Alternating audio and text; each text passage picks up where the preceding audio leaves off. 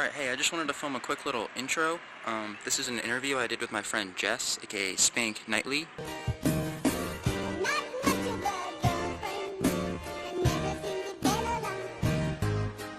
was my first interview. I think it turned out pretty well, but kind of struggling to come up with topics while also listening to what was being said and not interject too much of my own, backstory and everything. But I think it turned out pretty well for my first interview. If you like it, let me know. If there's anyone you think I should interview next, my information will be in the description. Hello.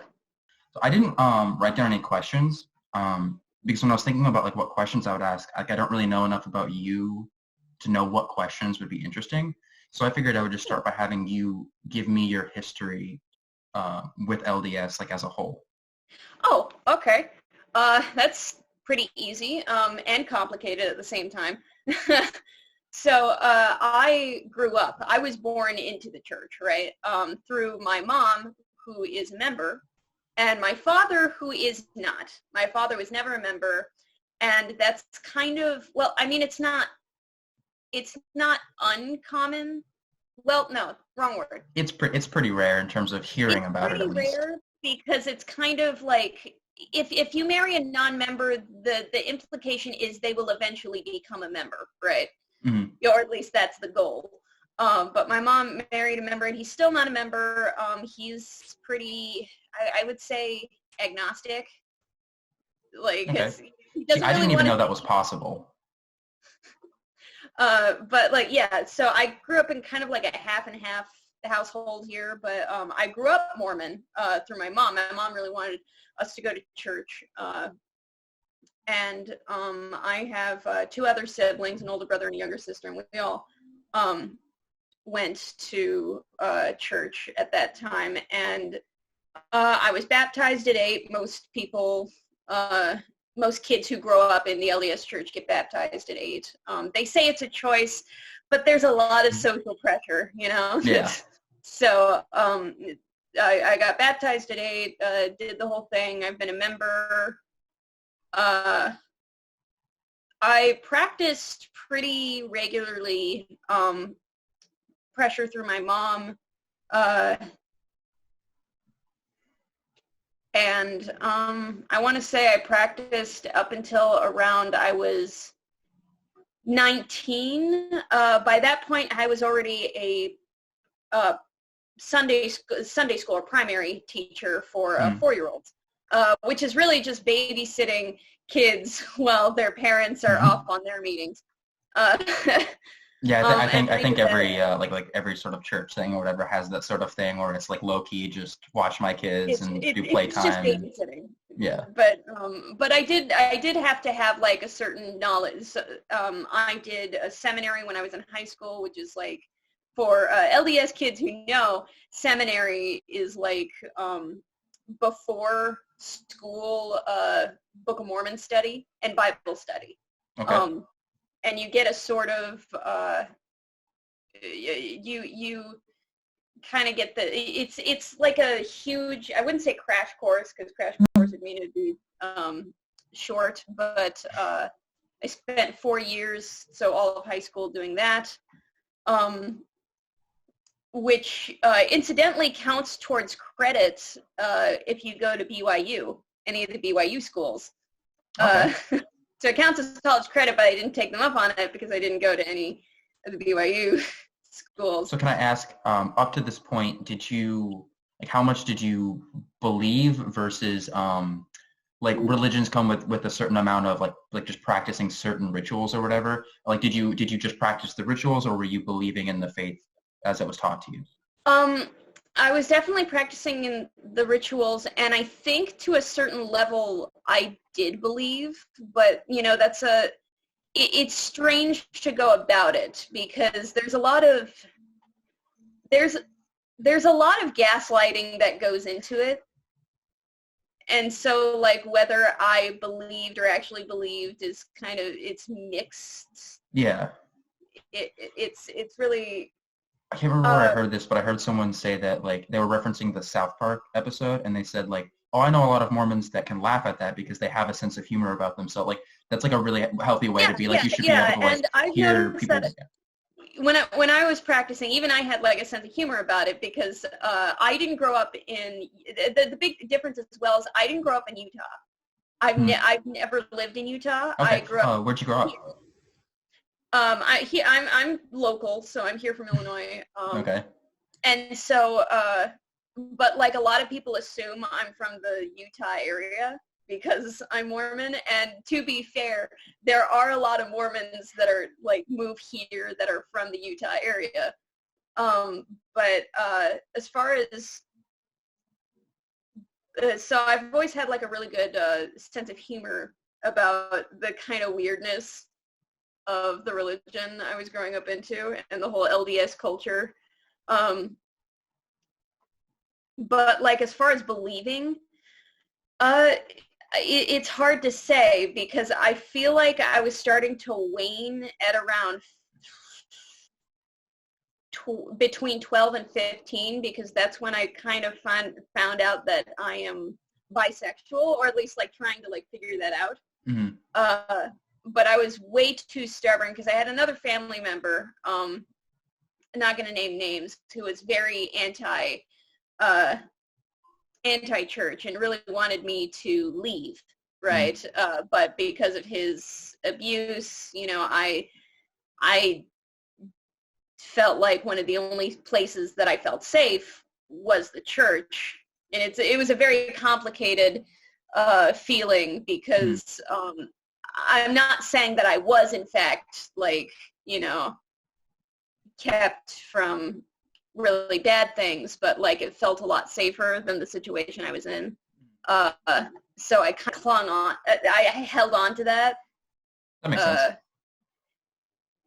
But like as the years went by, I still like I was really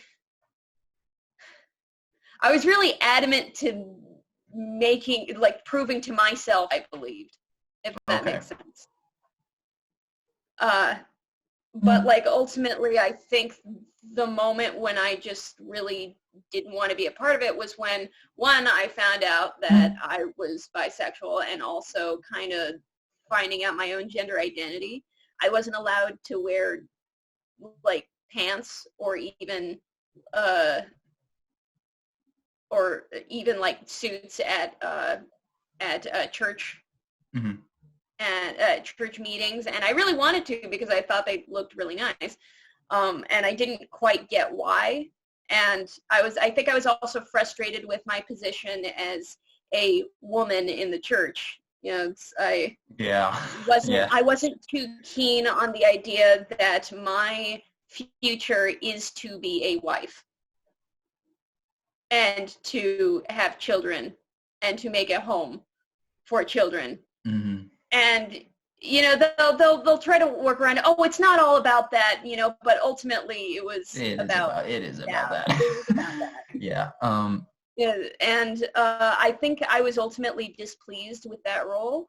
I didn't feel comfortable with that role. I didn't feel satisfied with it. And the more I kind of So looked did it make you feel like I have to leave because this is not the future I want and they're pretty much going to force me to, or did you leave because you were like, this isn't the future I want and it's weird? You know what I mean? Yes. Yeah, no, that second part was rings pretty true. I didn't feel like it was the future for me. I didn't think I could be happy. I didn't think that, I think I was also starting to, this came a little later. I'll hold on here, I'm getting ahead of myself. But I didn't feel like I was ultimately happy or was going to be happy in the church. And something that I found out talking to other former LDS members who left, most of them have left by the time they were either 15 or 17. I stayed until 19. That means that I started going to what is called the institute classes, which is basically church on campus. So like church for members who are at the university.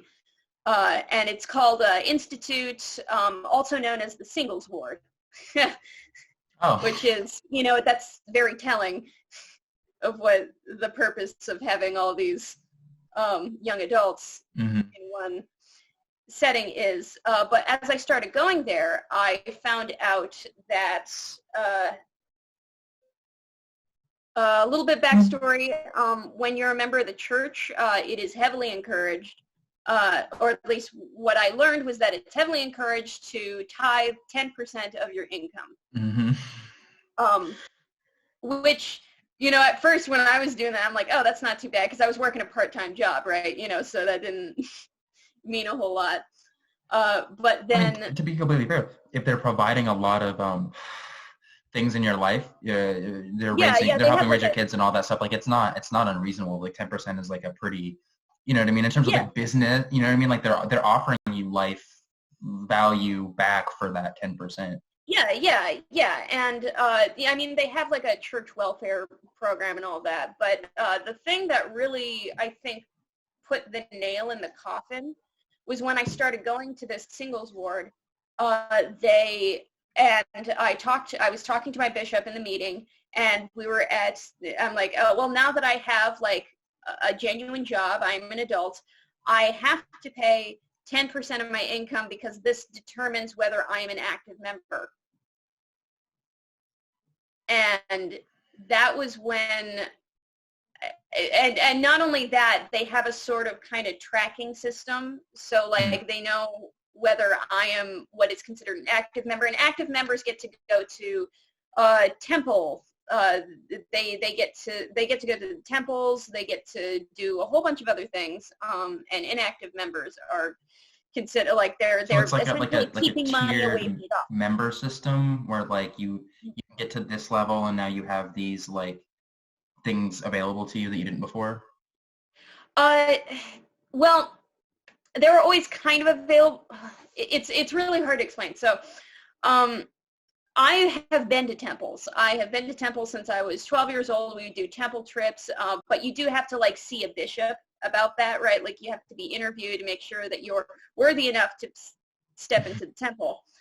And by the time you're an adult and have a job, that worthiness also includes tithe. Because in their eyes, keeping that 10% away is stealing from God, right? But then I had a moment of, while I was doing that, was that, hold on. So I have to pay at least 10% to be a member, essentially, and to be able to, get all these blessings and things. You literally, I sat here and you're like, okay, your free trial is done. Here is premium. Well, that's a really good way to put it. Yeah, and that was the moment when I said, this is a scam. I can't do this. That's... Yes, I want to be clear. Like a minute ago, I talked about tithes as if they were like potentially a good thing. That's like in theory, in concept. You could take money from your constituents and then provide them a service back. And I don't think that's what's going on in this organization or in most organizations. Like I don't make tithes seem to be a good thing. Here's maybe it's controversial, maybe it's not, but I say, like, as somebody who is in the LDS Church and knows the LDS Church, I think that the LDS Church should be, among churches that should be taxed, LDS Church should be one of them. They got a shit ton of money. They got a lot of money. And I think they should be taxed. So, I think I forgot what age you said when you started to kind of figure out that your sexual and gender identities didn't quite align with what the church had in mind. Yeah. Can you tell me about that and like how, like when you realized that you were for sure something that the church wasn't going to allow, and like did you go to people within the church and say like I am for sure super gay? What do I do? Did you have that moment, or did you just kind of internalize like they will never allow this? I'm better be quiet or whatever. It's kind of interesting because growing up in the church, it's not like, so homophobia comes in many, many different facets, whether it's outright or passive, or at least, that's the words I would like to use here. Because, there's a common thing, and I think the musical commented on this. Oh, it's okay to be gay just so long as you don't act upon it, you know. And that was something that was a very common like thing. You can be gay, you just can't be gay, you know. I think I've actually heard that about LDS is that they'll allow you to openly admit or whatever, but as long as you know, like you have your wife and you're still maintaining a straight lifestyle, you can say like be unhappy and untrue to yourself so that you can get into heaven, essentially. And I started kind of figuring out that I was 12 years old, and I think I started liking girls, and I'm like, oh, hold on, but I like boys, you know. So like, no one's explaining to me that there's only one something or the other. Beyond a binary. Yeah, and you know, I think my mom was the one I first approached this, and she completely blew it off. Said that you know, oh, everyone has these kind of moments, you know, just it's you like guys, so it cancels out. Not in those words, I'm paraphrasing. But then that also, years later, I thought back on that moment and I said, hold on, everyone?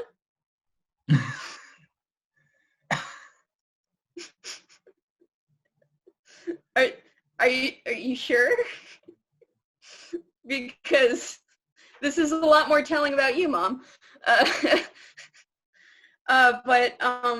And so for about a couple years, I was thinking, oh, you know, this is just, I'm not gay. I just, you know, I'm just confused, you know, I'm just curious. I'm getting into my, you know, puberty stages here.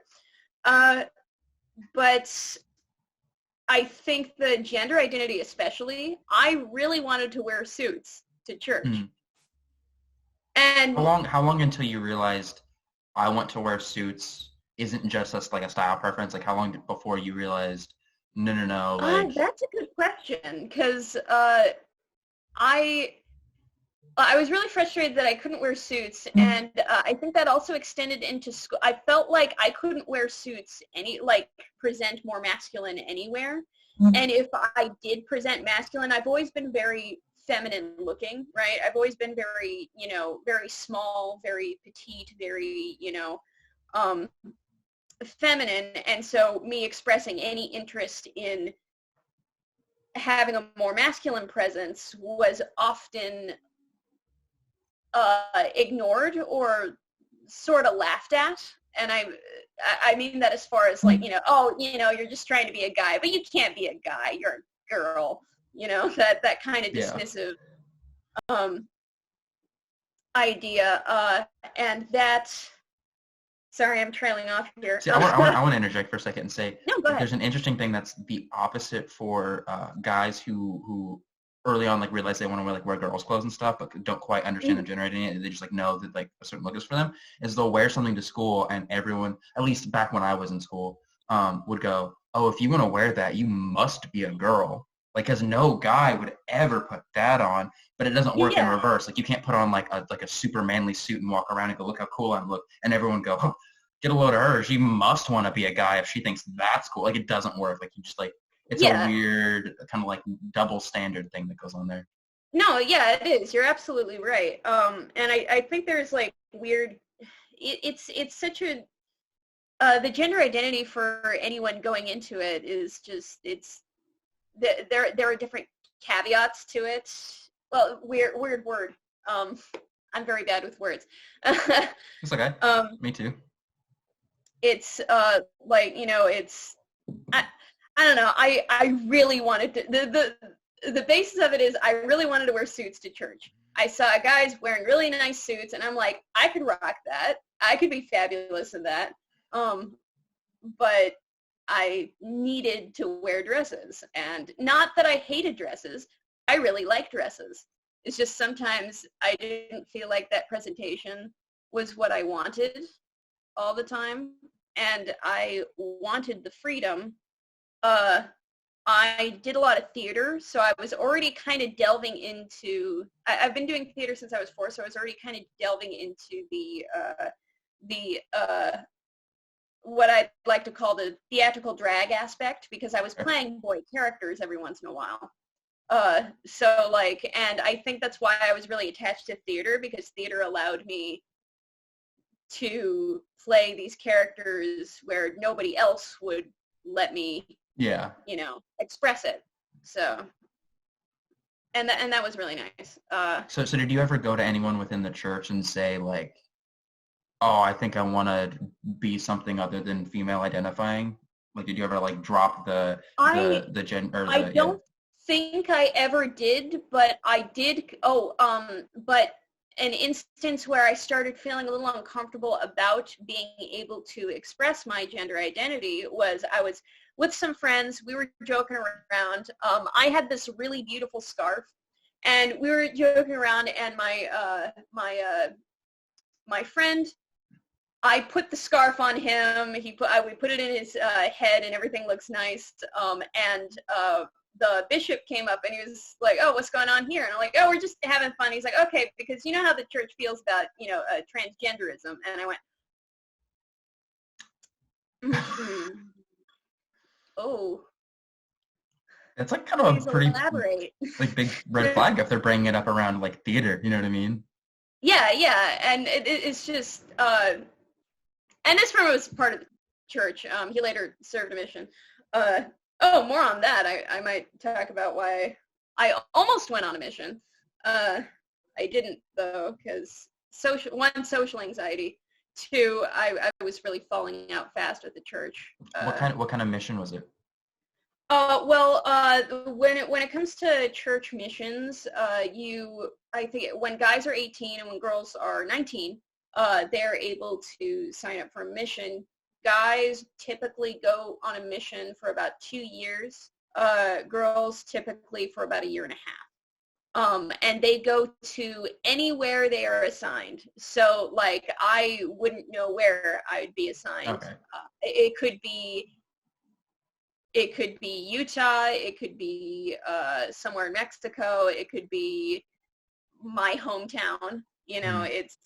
It's randomized, but I'm not too sure how randomized it is. Like, I've never really quite looked into or typically speaking, what do people do? Like for example, if you were a Christian, you could just assume that the mission trip is going to be going to a third world country and building a house. Like 9 out of 10 times it's that same act. Like, is there like a job that like is typically done or whatever?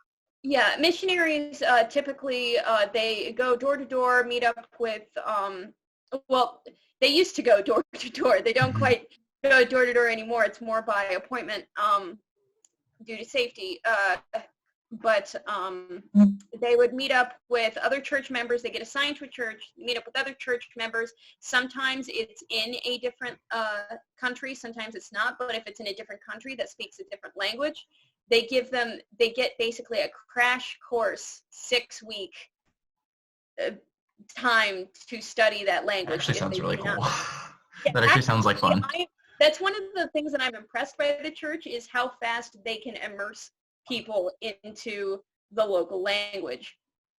I mean, hey, if you're trying to indoctrinate people within a religion, being able to have your people go out and communicate in the language of the people you're trying to speak to. Oh yeah, absolutely. That's powerful shit.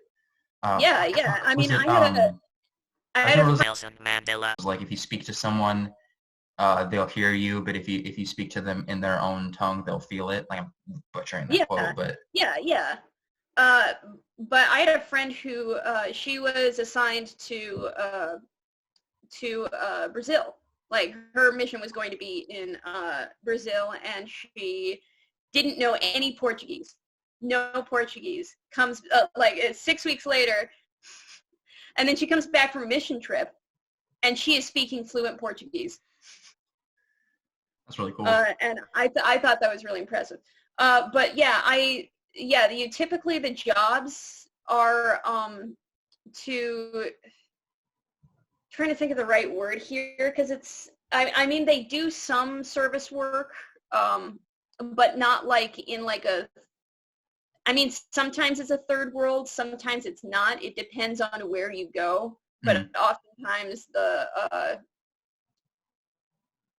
missionaries will be there for the church itself to meet up with members. check in with them, maybe get in new members.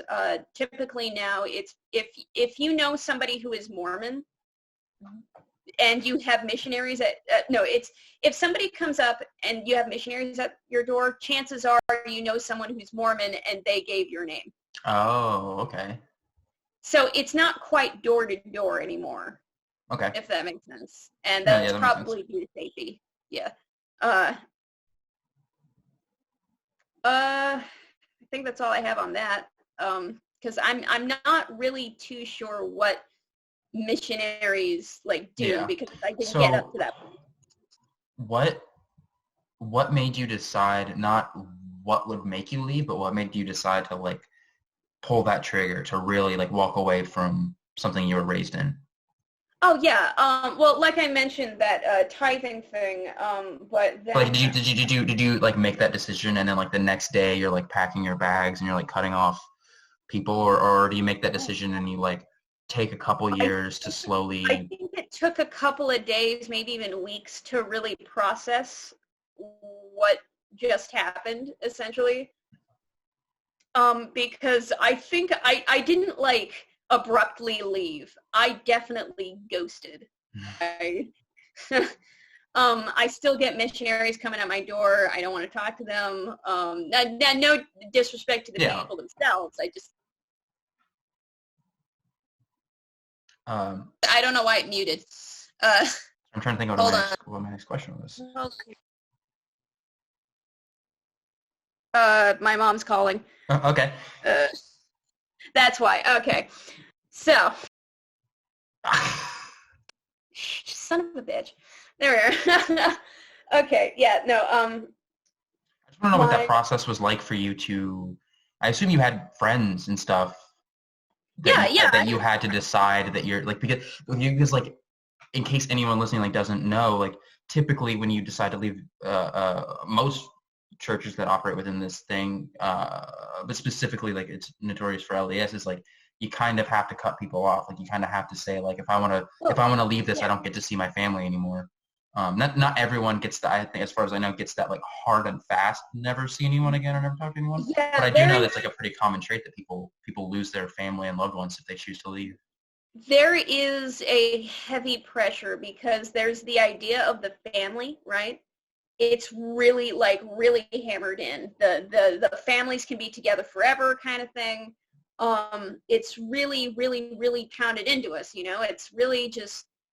And the idea of somebody in your family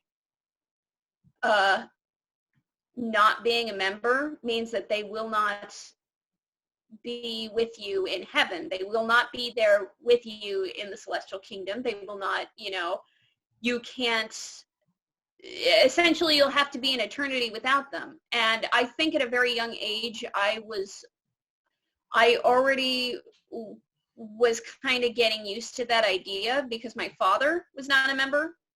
And I was it's interesting because my father wasn't a member, and so that meant that I could not be with him in heaven.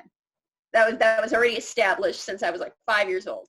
Mm-hmm. And it was always unfortunate for me to see all of these other families, all my friends who have families who both are members of the church. They got married in the temple. They are, often high-ranking, and I always felt a little bit incomplete being around them because I didn't have a full traditional Mormon family. Okay. And so I always felt a little bit alienated from the church from that aspect. And I think the real reason I stayed was because I wanted to feel whole. Mm-hmm. They kind of implanted the idea that I need to be whole. And my feelings of sort of, I don't know, unworthiness, I guess is the word I'm looking for, kind of crept in, and I didn't. I think that's ultimately why I stuck with the church as long as I did. Does it, Did it at the time, or does it now affect you knowing that, like, because of who you are with your personal identity, that probably a lot of people within that church would think differently about you? You know what I mean? Like, Absolutely. Yes. They wouldn't show it, or at least many of them wouldn't show it. One thing that I took away from the church was very, very, very, very persistent passive aggression. Being very passive, essentially suffocating people with kindness. It's a very unique manipulation tool, honestly. yeah. And I actually sometimes I find myself doing that Oh yeah. to other people, and I'm like, oh wow, no, that's the church talking. They're the people who will, shovel your driveway and, like put a fresh plate of cookies at your door without you even asking or anything. And then they'll come up and be like, so you're going to come to church with us? Oh, okay. I see. They'll guilt you into going. And so, yeah, that was something. What were we on about? So, were there any people that were like, I don't know, but this, like, when you so you were in theater, right? And you were doing these performances or whatever. Yeah. Were there people that were like, I don't know how to put it something way, but like got it of like even though certain things aren't allowed, did you have like people you could, like, I don't know, like, it's really hard to describe because it's like it's not allowed. So there obviously were people that would have been like, oh yeah, it's cool, you're so gay, I don't give a shit. Or were there people that were like, wink wink, like, wear that scarf, I'm not gonna give a shit, like? Actually, there were a couple. There was one who to this day, I still talk to her. I love her. She went to my wedding. She was probably the first, like, kind voice about it. I mean, I don't know if she knew that I was queer. I don't know if she knew any of that. But there was one church member who she was very much similar in my position because her husband was also not a member. So, like, her kids and I had a close relationship with her children as well. And so she kind of got my frustration with the church. Whether she's a part of it now, I'm not too sure. I never followed up on it, but she was very supportive, and she's always been supportive of LGBTQ plus causes, even among the church, which it's not necessarily against the church to be for those causes as much as it's just kind of like, oh, we don't do that.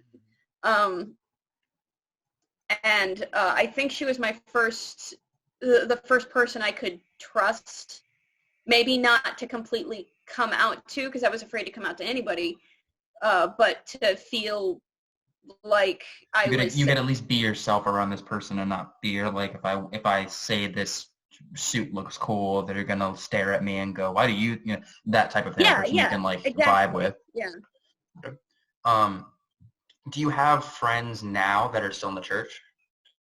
Gosh. I think I do. I don't talk to a whole lot of them. I actually recently caught up with some people who I didn't grow up with the church. They were states away, but now I'm kind of friends with, because they used to be Mormon, and they're also gay. And that's been really nice. But as far as ones that I grew up with, not too many, and it's not out of malice. I just fell out. Mm-hmm. We just grew apart. Okay. I was curious to know if if you had friends still in the church and they knew about Spank Knightly. That I don't know. Although I do have a couple of Facebook friends who I went to church with, mm-hmm. and I've seen them like and heart some of my pictures. So I think a lot of them are aware. Yeah. But, you know, they might be like, okay, that's cool. Despite my moral objections, I must admit this is pretty cool kind of attitude. Yeah. Which is it's kind of nice for me. I like making people let their guard down. Yeah. To swerve a little bit, when did you realize that you were gonna do the spank thing and like form an identity around this and like when you did, like was it oh, I'm just gonna do a drag king thing, or was like did you have the idea for spank and like okay, so when I first my first exposure, this is actually after I left the church, my first exposure to a drag show was when I was 19. And that was at a bar called Emerald City in Champaign. It's no longer there. It was a lounge, but they were having a drag show. And I thought, you know, okay, that's fine. One of my friends was going to take me. You know, I can enter the bar because it's 19 plus. All right, we're going to check this out. And that is also incidentally where I got my first lap dance from a drag queen. Oh. So me being That's fresh fun. out of the church. Oh, yeah. Because I got pointed out being the drag virgin, you know, of the show. So that was, it was a bit shocking. Like I wasn't like, oh no, get off me. But I was a bit shocked because I didn't know how to react. Yeah. Because I'd never been in any of these situations. Somebody was doing a Christina Aguilera burlesque number. I can't remember. Okay. But she did that number, and I was like, oh my God, I don't know how to feel because this is all coming at me at once.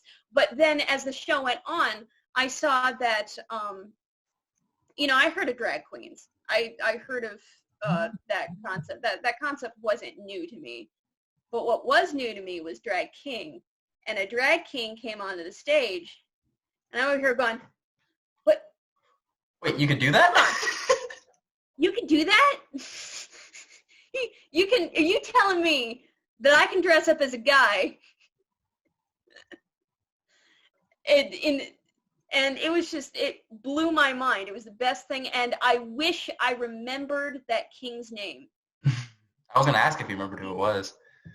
Because it was really formative. Like it was really just like, it really implanted the idea of, I really like performing. This is the kind of shows that I really like. And to top it off, I can do this. But I was too afraid to do it until I was 24. Oh, wow. So only about 2 years ago, actually. Almost exactly 2 years ago. So did you when you finally first started doing it, did you like dive right into it, or did you do the thing where you like watched a bunch of YouTube tutorials and practice, not thinking you were ever going to do anything with it, and then eventually build it up to like a whole thing? I was kicking it around. I was really just kind of like, oh, I could do this. No, I don't know enough people to kind of get started. You know, it was really kind of intimidating. I wasn't sure, like, because there wasn't a whole lot. I mean, there were a whole lot of things on drag queens and like, you know, how to do all that stuff. But at that point, I never really found a whole lot of resources on how to be a drag king, right? Oh, yeah. So it was a lot harder to figure out what exactly I needed to do, because I was a little bit afraid of coming out of the box and just being an absolute fool, because I wanted to at least like do something traditional, right? Like I wanted to, you know, get the feel of it before I started, you know, going crazy. And I was kicking it around. I was watching stuff. It wasn't until actually I was watching RuPaul's Drag Race season 9 with friends, and I was like, oh, this is a cool show. You know, they're showing all of these art types on television, and it wasn't until I saw Sasha Velour on the show where I was like, okay, I need to do this. He's from hometown. I gotta do it. And it was May of 2018. April of 2018. Very end of that month was when I finally decided to do drag. And I did, my first number was Basket Case by Green Day, and I did it as Steve Burns from Blue's Clues. Because I had the short brown hair, I had the sweater, the green striped sweater. I had these clips, voice clips from his interview on the Moth about like him being Steve and all that, and I had a whole lot of fun. So when I asked that, did you always have the idea for Spank as this thing or whatever? It kind of sounds like that character is so within you that you were inevitably always going to bring that out. Like when you say to me, like I did a drag king performance as Steve from Blue's Clues, I'm like, that's some Spank shit right there. Like that's fucking hilarious. Yeah, as far as like the aesthetic, because I was actually the part that was holding me back was that I don't know what my persona is, right? Like I was like, I don't know who Spank Knightly is. I don't know what that's going to be, and it took me a while to let it go because it was going to take time for that character to come into, it's okay for a character to evolve. You don't have to come out right out the bat. Just I feel like a lot of people, like especially musicians, struggle with like your first song sucks. Like just in general, your whatever first song you put out sucks. Stop like getting in your head about like, oh, it's gotta be perfect. Everyone's first song sucks. Their second, third song, it gets better and better. And it's like, I think, that makes a lot of sense where you might have a feeling of, oh, I have to develop this extremely rich character. But in reality, if you go back and look at a drag queen when they first started, it's probably not what you think of them as. Drag queen or king. You go back, you watch their original stuff, it's probably not what you thought makes them or whatever. Mm-hmm. And more power to people who do come out like with fully realized like absolute characters of what the persona is, like more power to them. But ultimately, if you're going into drag, don't worry about the persona. The persona will come to you with time, and that's what, so like mine developed from, I was like, oh, maybe I'm the Spank Knightly, some sort of shitlord, obnoxious, meme-worthy shithead, and that kind of developed into, I really like animation, so then I started kind of like putting that into my drag. I really like old school Fleischer animation styles from back in the 30s, while also recognizing the problematic elements to it. So I also kind of wanted to like incorporate like how much we romanticize the past. Okay. Kind of element to Spank Knightly. And so then that's how that kind of that cartoonish villain, vaudevillain is what I like to call him. Okay. But yeah, that's how Spank Knightly was born. Oh, and the day after I first performed, right after I performed, I was like, oh wow, I'm not feeling good. I went home. Next day I had to go to the hospital because I was throwing up so much. Turned out I had mono. So I performed my first number. Wow. Not knowing I had mono. That's impressive. First performances are hard enough on their own. Like, oh yeah, I got like paralyzingly hard. Second place? Yeah, second place. So it wasn't. That's awesome. Bad. It was nice though, and I really hold that close to my heart. And I might update that Steve Burns number at some point. I would be interested. I would really be interested to see that. So, do your parents? I'm sure your parents know that you're doing all of this. Do they have an opinion on it? My dad knows. My mom knows. They are weirdly okay with it, but I want to say almost not for like the right reasons. They think it's okay because like, oh, this is just dress up. This is just makeup. This is just your art. And I'm like, well, yes, it is, but you're acting as if this has nothing to do with my expression of gender identity and my sexuality being a part of my art. Yeah. Right. So, like for, my mom seems to be pretty okay with all of this because I'm bisexual and I am married to a cis guy. And so like she feels like that cancels out. It's like, oh no, it's okay. You're because my mom, I explained to my mom that there are straight drag performers. They're out there. Anybody can do drag. And she was like, oh, that's great. Like similar to you, like as if I was a straight performer. And I'm like, I don't know how, I can't help you. I can't. I must have come out to them like 13 times and they still don't get it. Yeah. But I'll take my victories where I can. But yeah, my parents aren't. They aren't upset about it. They aren't. I can feel a little discomfort though, because my art is not necessarily in the parody that they would like my drag to be. Mm. I think. I think when you see people in drag, well, people who aren't used to drag but like see drag kind of assume it's going to be parody, which is fine. Like there is drag that is parody, but not everyone's is. Yeah, well, and also you can do more than one thing with drag. Like you can do a joke performance for an event and that not necessarily represent like who you are as a person, but just, oh, I did this one bit one time. Yeah. And I think I think they're just a little. I feel a little bit of discomfort. Okay.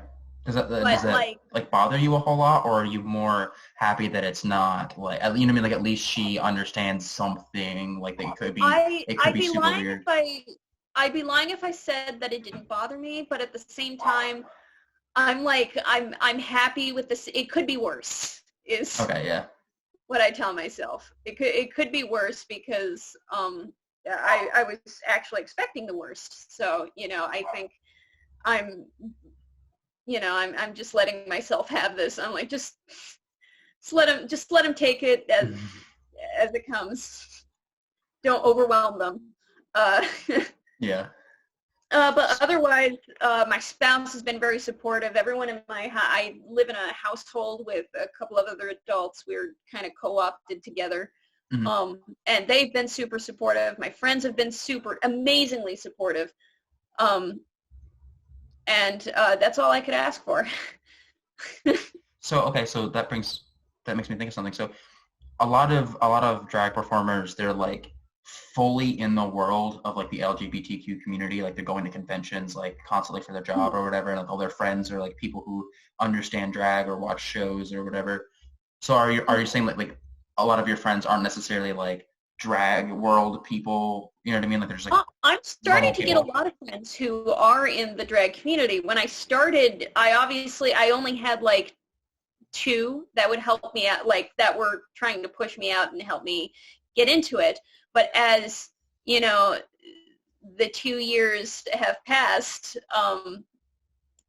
in retrospect, a very short time, but I gathered a lot of drag friends. But as far as I have friends who aren't in drag that have been that don't do drag that are really supportive of what I've been doing. But maybe that's because I do a lot of theater, and also I am in a largely campus town. It's Champaign-Urbana is a very, it's it's a good town for that kind of acceptance. Yeah, if there was any town in Illinois to like have a bunch of people be like, yeah, this is dope, just for a performance thing like that. Which is unfortunate because we do not have a gay bar, and like about, I want to say 2-3 years ago, the last one closed down, and everyone locally really didn't have a whole lot of venues. Damn, that really sucks. Yeah, and so we've been, a lot of us had been struggling. We've been going to Bloomington, which, by the way, the location in Bloomington is really nice. The bistro. I've heard about that. It's a really good performance space, but it is often out of the way for, like, you know, it's not as accessible as being hometown. I live in Decatur, so anyone even from Decatur that performs, they don't perform here. So it's like I can't even see my own local people without going to a different city.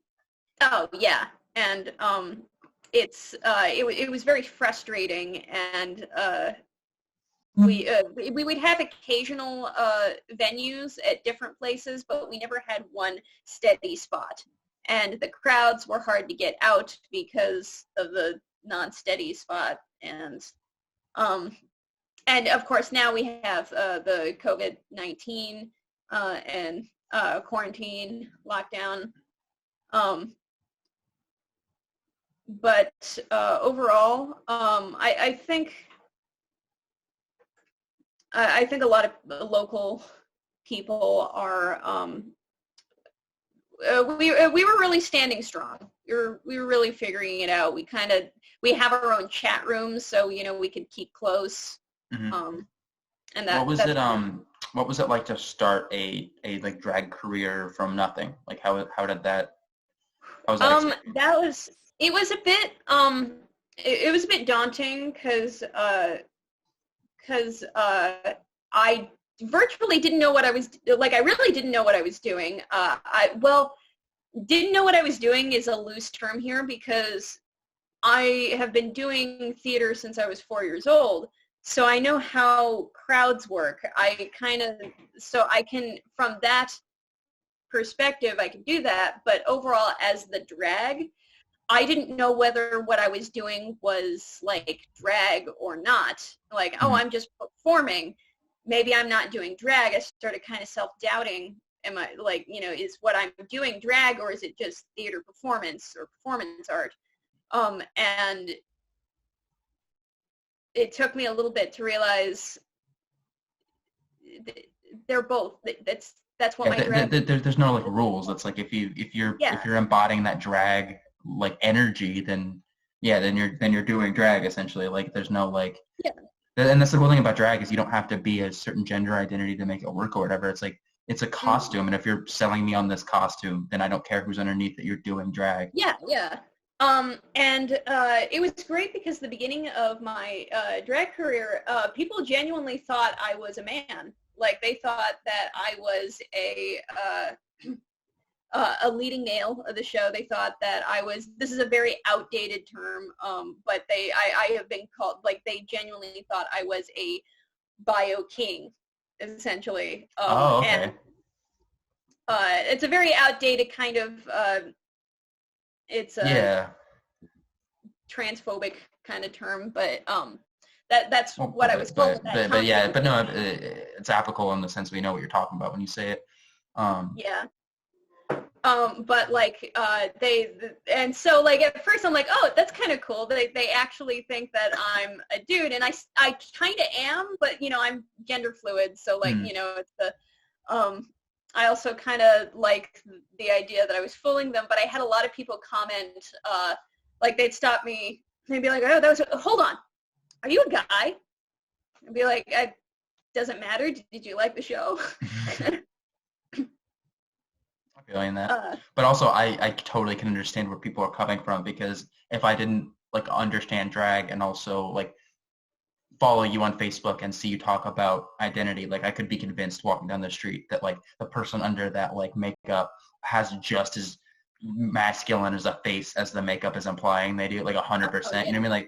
Like it's a mix of, like, Spank has, like, this, like, I always think of Handsome Jack. Like, I think of this, like, I get that one a lot. Face, but it's like it's not like, oh, my jawline just happens to be this way. It's, like, accentuated by, like I don't know how to put it. It's like it's literally like blending, but for I always think of blending and contour and stuff as like a thing you do for a female performance. Like, oh, I'll round out this and it'll make me rounder or whatever. Like whenever I see you in drag, I'm like, dang, that dude's face is chiseled. and it's like it doesn't Oh yeah, no, look I like always you would try take to any off and it square would look any out. different. Like it literally looks like handsome jack shit or whatever. Yeah, I really do need to play Borderlands 2, because people keep telling me I look like Handsome Jack, and I like, want you to do it just because if you play it, then you'll have an emotional investment in that character and be more likely to do that performance. And I just want to see the performance. You know what I mean? oh yeah, absolutely. And what was I gonna say? So yeah, the thing about the chiseled everything, I like when I do my makeup, I try to square everything out, because like a lot of queens will try to round things, and I guess round is a more feminine shape, while I want to like box everything in, and while I don't have necessarily a super round face, I like to like cut everything to make it look a little more jagged, a little more rough. So But how yeah, long did you do drag before, or did you even do drag for a while before you started to do the like crazy colors and kind of like put a lot of expression into it, or did you at first just do typical started faces? doing that. I started doing that pretty quickly. I had experience with face paint. I've been doing my own makeup for shows for a long time. And so I'm like, oh, okay. And I really like to draw. So I'm like, okay, so this is just, it's essentially painting and drawing. I can do this. And so I just started practicing different looks with different colors and different concepts, using my face as a blank canvas to be able to do all that. But I don't think it really I don't think I really found what exactly I wanted to do with my face until maybe around last year, maybe. Yeah. And that was when now I know what the general face is going to look like. Now I know where my lines need to be to look a certain way. I'll say I think and I've when only I seen found you, that, I was so excited. Yeah, definitely. I was gonna say I think I've only seen you twice live. I think at Pride both times. I was just say I feel like well, first of all, you have the greatest photo I've ever taken, where the rainbow comes in at the Pride Fest, and you're like performing, but there's like a rainbow behind it. It's like nothing I'll ever take will turn out that cool. I'm gonna say I feel like when I came back the second time, I was already expecting so much, and then got blown out of the water of like you were coming up, and I was like tapping my friends on the shoulder. I was like, check this out, this is gonna be fucking sick. But like not even knowing what the performance was gonna be, and they would come out, and even I would be like, yo. Thank you. So yeah, I feel like you really like. Every time I like scroll through Facebook and see one of your photos, I'm like, I can't believe this is someone that I know. This looks like an internet drag king. Like this looks like someone famous would come up with a face like this. Like it's really like I wouldn't say like defined. Like the character's really there. Like you can tell like this is Spank. Like this is more than just a person who has makeup skills putting the makeup on them in a way that looks good. Like that. Like a lot of people can apply makeup well, but not a lot of people can make themselves come through in the makeup that they're putting, or maybe not themselves, but whatever character they want to represent. Like me personally, like I can do makeup. All I know how to do is like make myself look pretty. Like I don't know how to like be a different entity. You know what I mean? Mm-hmm. No, and it's funny because I was always worried about accidentally copying other drag kings, and that's because I draw a lot of influence without trying to necessarily copy exact looks, right? Because the influence is where I'm going to get build, essentially get better. That's how you get better, is watching other people do it. And mine, if you check out this drag king, Jarvis Hammer, he has a very similar style to mine, or at least I have a very similar, I drew some inspiration from that, and while I was doing my makeup, I was like, oh great, oh no, am I copying Jarvis Hammer? Am I is that necessarily? And what I found is he seems to be all right with it, because he's commented on my things and he's like, oh, this is sick. And I'm like, oh, thank you. But yeah, I've always been a little bit worried about copying, but I think I'm starting to get into my own character, like my own just look, Yeah. aesthetic, which is a really nice feeling, because then I don't have to feel like I'm copying too much. Do you have any, and it's okay if you don't want to share them because it's your own performance, do you have any like things in plan in the future that are like, oh, one day I want to do this with it or whatever? I definitely, I'm working on some shows right now, some online shows. One is going to be a crooner show, so I'll be singing live. Okay. Still don't know my song though, but I'm working on it. And another one is with the drag king Robin Ransom, and he is doing a show based on the Four Horsemen of the Apocalypse. And that's going to be cool because I am going to be doing death, or at least one of the death. They'll have several of the ones of the four, but I'll be one of the deaths, and I'm excited for that. Because I was gonna add in a jazz death.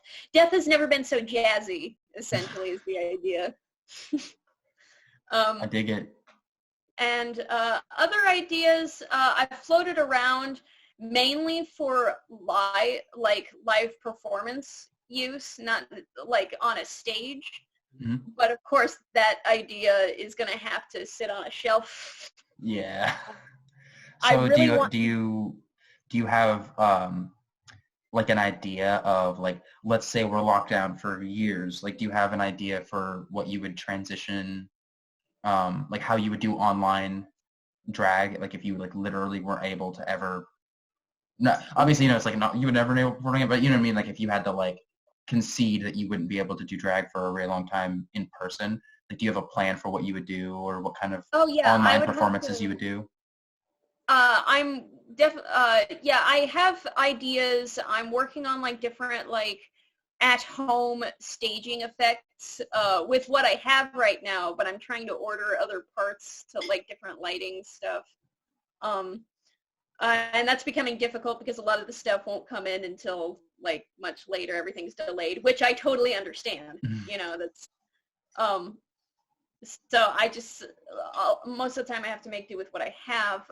But like, don't people really realize that drag is an essential business? It is. I'm an essential worker. Essential bitch. But I really want to do like a Nessun Dorma sort of. Hold on here. No, it's okay. That was my dog. Nessun Dorma number where everything just like the lights fade down. I want like a smoke machine, just oh hell yeah, haze, a lot of lights to represent stars. You know, I really want that full space fantasy. I think it'd be pretty cool. I think of all people who would have to do inside drag, like I feel like your character would work really well for like music videos and you know things that like could look cool inside still. Yeah. You know what I mean? Have you heard of, this is like completely out of nowhere, but have you heard of Dorian Electra? Yes, I have. That is my first thought when you started saying like smoke machines and stuff like that. It wasn't necessarily like be like this, but it was like, oh, this is as high as you could go. Like you could take it to like that bar of quality without ever meeting up in person with someone. And it would be like really interesting and unique. So I would be really interested to see some sort of home filmed Spank Knightly performance, because that would be really cool. Actually, I'm hoping to post the entire thing. I have some shows that I've already done. Mm-hmm. And I have to see if I can post them due to copyright. But like there was one number that I did, it was for Bastromation. That was on, gosh, that Wednesday? Yeah, Wednesday. Was a show where I did the number. It was Breakfast in America by Supertramp. And I did the number on my floor. like I set the chair as if like, you know, I did the old school thing where the chair was leaned up against the wall as if, you know, the floor is the wall and the wall is the floor. And I did Oh, okay. such, and I did, you know, and it looks like everything is, you know, That's wild. and it creates an interesting at-home, easy effect. I'll have to check that out. That sounds awesome. Yeah, and I'll post the entire thing once I can see if I can, essentially. And I just did another number yesterday for the Supertramp show, also like under that same band name. But I did the Who's Who Are You, and did like that yellow and blue eye bag face that I recently posted. That one that looks very Guy Fawkes, and Lord Farquaad mixed with Bert from Sesame Street. And I did a number with that where I did a lot of like editing where I'd be like at one location and I cut and I'm suddenly in a different location, you know, just Very going cool. around. So I'm doing a lot of old school easy tricks, but I'm hoping to like amp my production value. I just thought of something. If I could make a recommendation, you should do a black and white makeup look, and then do a like old timey editing, and then do like a silent film where you like, and then it just cuts to the text, and then it's like, absolutely. I'd love that. That would be awesome. Yeah, I could definitely do something like that, and I think I've like tossed that idea around. It's just the execution of it for me is like trying to figure out how to exactly do it. But I'm you can probably see that among my drag videos, probably fairly soon. I'm unsure how soon. Hell yeah. Fuck, I just forgot my question. Okay, hang on a second. Give me a second. Let me make my brain go back to it. Oh, so you mentioned that you didn't play Borderlands 2, so I know a game you haven't played, and I've seen you perform as Waluigi, so I know video games, at least one video game. Do you want to like talk to me about franchises like you're into and stuff? Okay, so a lot of, funnily enough, a lot of my drag, or at least, should I say a lot of my contour, is heavily inspired by Team Fortress 2. Hey,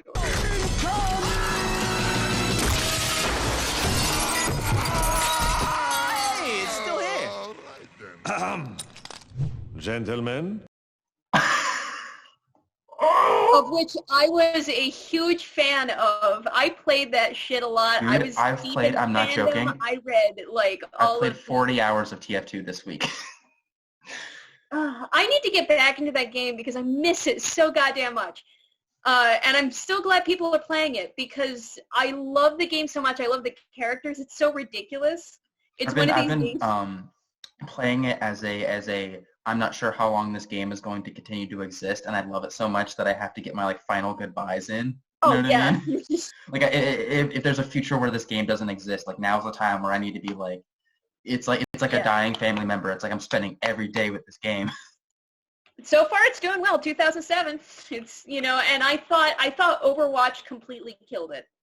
I thought Overwatch was, oh well, that's it. You had a good run, boys. Did you play Overwatch? I never played Overwatch because that costs money. TF2 is free. Yep. But a lot of my friends were playing Overwatch, and I'm like, nah, because I'm already paying a subscription to World of Warcraft, so I didn't want to add on to that.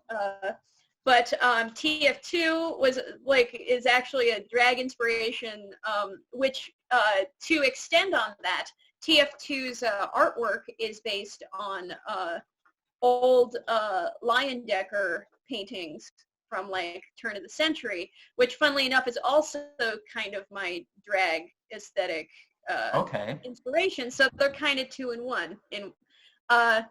Among others, the BioShock franchise has been really, like, I really liked that. And I actually did a number a while ago. It was for a steampunk show. I did a song from Bioshock Infinite. It was the Tainted Love cover that they had, the Ragtime Tainted Love, and I really liked that, and I used that for my for one of my numbers. Gosh, I have so many. I have not played it, but I love the look of it, and I'm probably gonna play it soon. We Happy Few. Oh yeah, that's very very like your aesthetic or whatever. I remember watching that game go through development and thinking like, oh, this is gonna be so cool, and then watching like certain things go kind of like awry with the development, and it was like, this isn't gonna be quite as cool as the game I had in my mind. I think the reason that I like at first I was like, oh, this is gonna be cool, and then I saw they had troubles with it, and so I kind of like backed away from it because I'm like, okay, I'll come back to it when you figure out your shit, but I never came back to it. Let's see. I really do like video games though. And I already mentioned I play World of Warcraft. I've been playing World of Warcraft since I was like 5th grade. Alliance or Horde?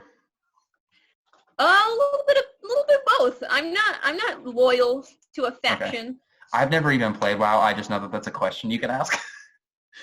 When I first played, I played the Blood Elves because that was when I first started playing. That was the new expansion that they had, and so that they had this sexy evil elf race. And so I was like, oh, okay. Hell yeah, dude. Hell yeah. But let's see. Currently, very recently, I finished playing Outer Worlds. Which was really fun. I wanted more out of it, but like overall, I really enjoyed it, and I really like Fallout. Oh yeah, Fallout has got to be, with the exception of Fallout 76. We don't talk about Fallout 76. Okay. I was gonna ask if you were older Fallout or new Fallout, because I feel like it's kind of a two waves thing. Where some people are like, yeah, the old ones. Of the first game. It's hard to get into because it's such an old system, and I have been spoiled.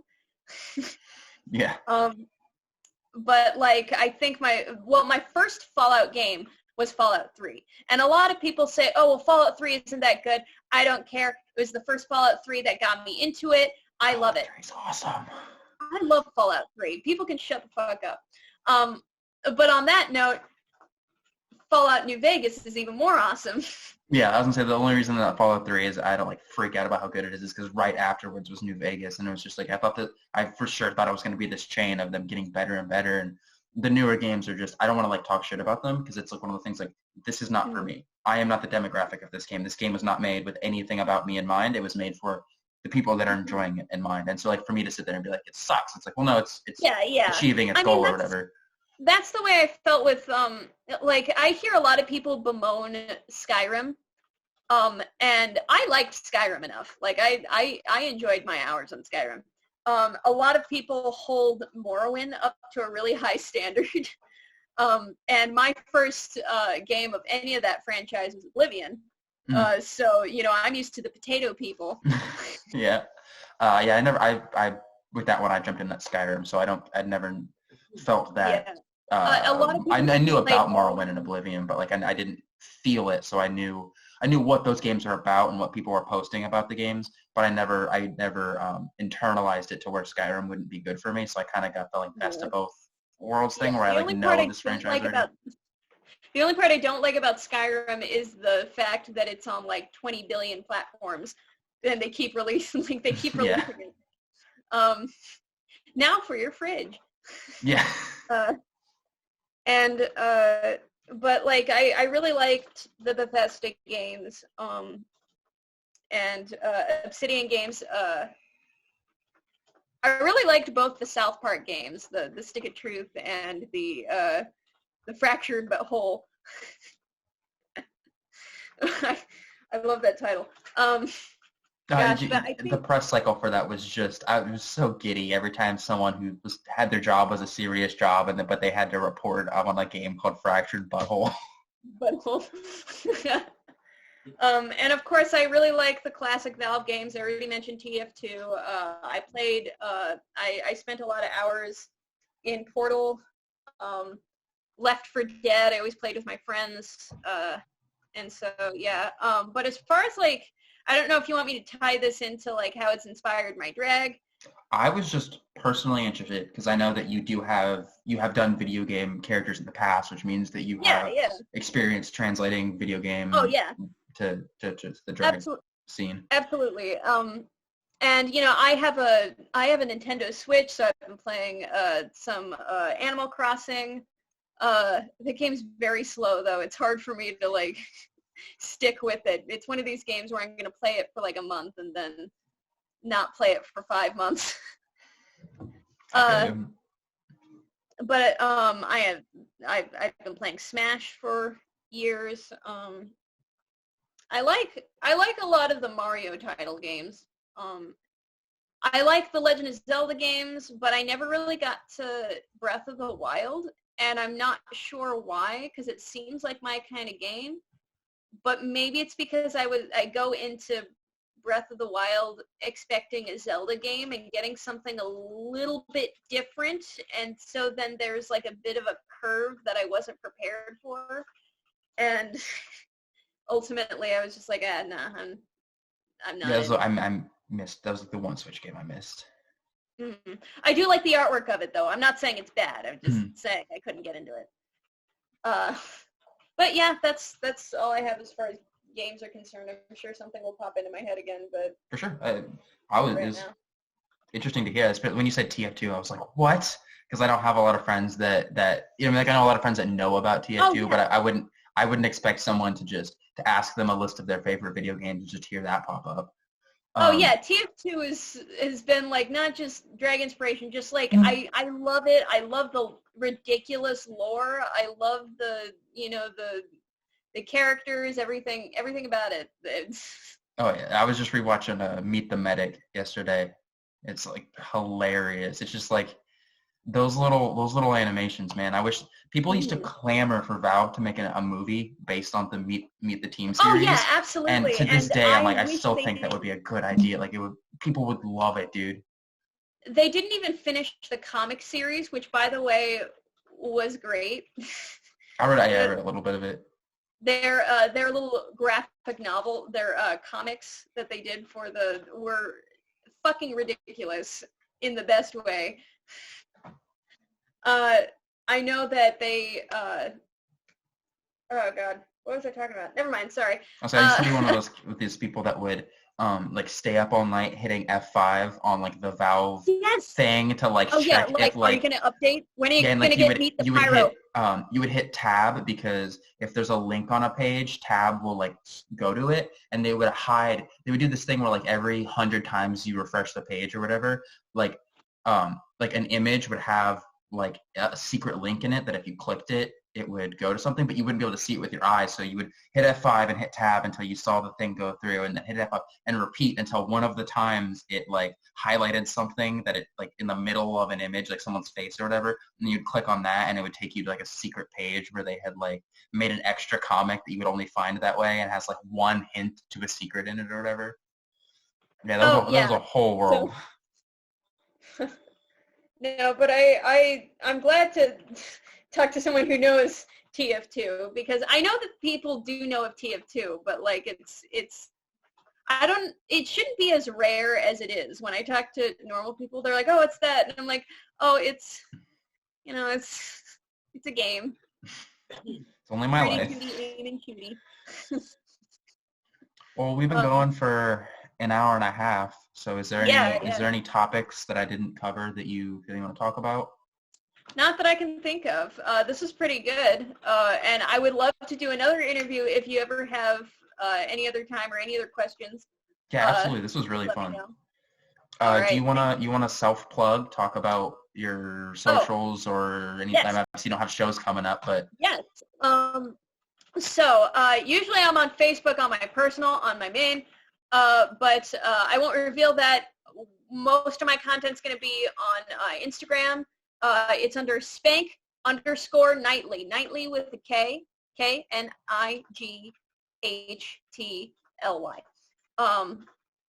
And if you ever get a chance to tip me for shows, my Venmo is Spank_Bank94. And my Cash App is $Spank Knightly. The spelling is different because it's Spank and then Knightly, Nightly. Cool. So, Awesome. all right. Yep. Well, thanks for talking with me. This was really fun. Thanks for having me. Thank you. You have a nice rest of your night. You too. Bye-bye. Bye. All right, that was the interview. You're a true comrade if you made it this far. Like I said, let me know down in the comments what you thought. Stay safe out there, duders.